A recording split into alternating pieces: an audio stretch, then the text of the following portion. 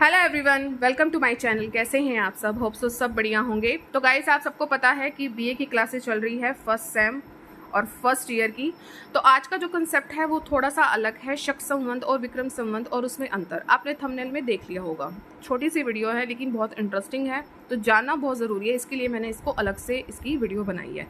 ठीक है, चलिए स्टार्ट करते हैं। शक संवत, जो आपका शक संवत है वो आपका भारत का राष्ट्रीय कैलेंडर है और इस संवत का आरंभ कब हुआ था? तो 78 ईसा पूर्व में हुआ था। कब हुआ था? 78 ईसा पूर्व में। और किसने किया था? राजा कनिष्क ने किया था। जो कुषाण के राजा थे कनिष्क ने इस कैलेंडर, इस शक संवत का क्या किया था? यूज किया था, आरंभ शुरू कर दिया था। और किस वजह से किया था?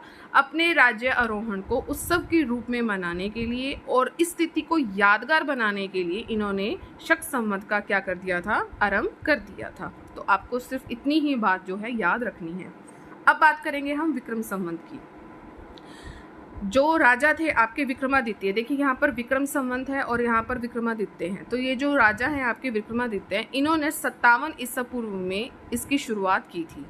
विक्रम संवत में खास ऐसा क्या है जो हमें जानना चाहिए? तो विक्रम संवत में जो समय की पूरी गणना है वो सूर्य और चांद के आधार पर की गई है, जिसमें आपके दिन, मास, सप्ताह, वर्ष, इन सब की जो गणना की जाती है वो पूरी तरह से क्या होती है? वैज्ञानिक होती है।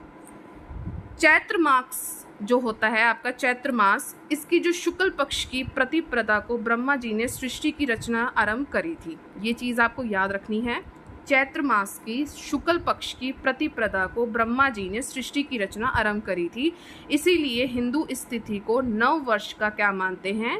आरंभ मानते हैं। और इसके अतिरिक्त इसी तिथि से आपके नवरात्रे भी शुरू हो जाते हैं। सिर्फ आपको इतना जो है याद रखना है कि विक्रम संवत में क्या था, किसने स्टार्ट किया था, कब किया था और इससे हमें क्या लाभ हुआ। इसी तरह आपका शक संवत क्या था, किसने इसको स्टार्ट किया, कब किया और किस लिए किया। ठीक है, तो ये दोनों चीज़ें आपको क्लियर होगी।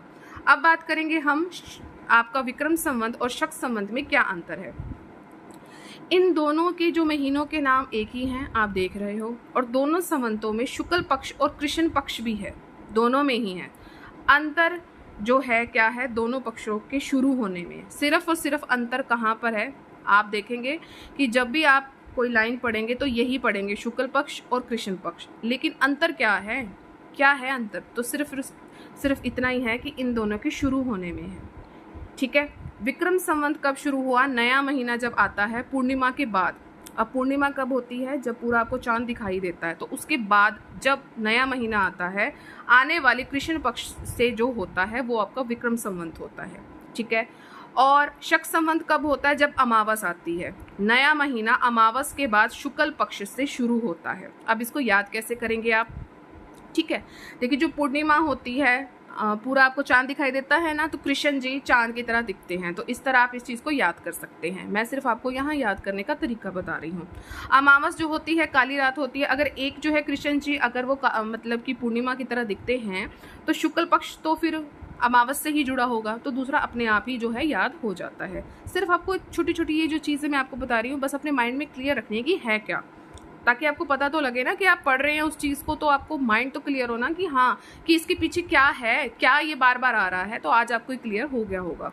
इसी कारण इन संवतों की शुरू होने वाली तारीखों में क्या आ जाता है? अंतर आ जाता है। कारण आपको पता लग गया कि पूर्णिमा के बाद जब आपका नया महीना शुरू होता है वो कृष्ण पक्ष से होता है, और जब अमावस के बाद नया महीना शुरू होता है तो शुक्ल पक्ष से शुरू होता है। शुक्ल से श, देखिए यहाँ पे शक संवत, शुक्ल, विक्रम, और यहाँ पर आप कृष्ण का कर सकते हैं पूर्णिमा से।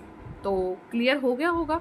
कैसी लगी ये वीडियो? बहुत मुझे लगता है कि छोटी सी वीडियो थी, लेकिन ना मैं कहती हूँ कि बहुत ज़्यादा ज़रूरी थी आपके लिए।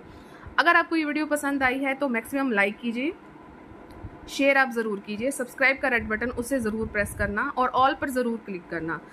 इससे क्या होगा कि चैनल पर जितनी भी वीडियोस आएंगी उसकी नोटिफिकेशन आपको टाइम टू टाइम मिलती रहेगी। साथ में मैं आपको ये बता दूं कि आपका ये चैप्टर जल्दी ही ये समाप्त होने वाला है और नेक्स्ट चैप्टर भी हम जल्दी स्टार्ट कर लेंगे। प्लेलिस्ट जो है सबकी बनी हुई है, आप सबको पता है कि फर्स्ट सेम, थर्ड सेम और फिफ्थ सेम की जो है क्लासेस बीए की हिस्ट्री से रिलेटेड वो आपके जो है चैनल पर चल रही है। ठीक है, और प्लेलिस्ट जो है सबकी अलग अलग बनी हुई है। ठीक है, चलिए मिलेंगे अपने नेक्स्ट सेशन में। Till then thank you so much for watching. Bye bye guys and take care.